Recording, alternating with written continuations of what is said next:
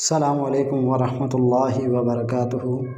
اعوذ باللہ السمیع العلیم من الشیطان الرجیم من حمزہ ونفخہ ونفثہ۔ بسم اللہ الرحمن الرحیم۔ سب سے پہلے درود و سلام محمد و آل محمد پہ، اللہم صلی علی محمد و آل محمد۔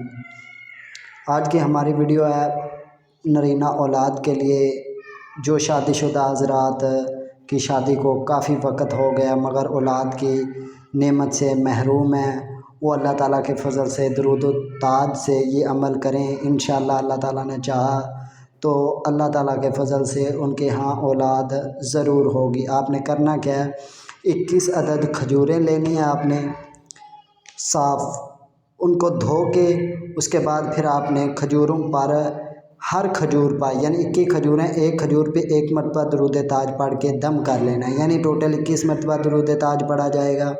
یہ آپ جمعے والے دن یا جمعرات والے دن کریں۔ اس کے بعد ہر روز 1 کھجور آدھی عورت کھا لیں، آدھی مرد کھا لیں۔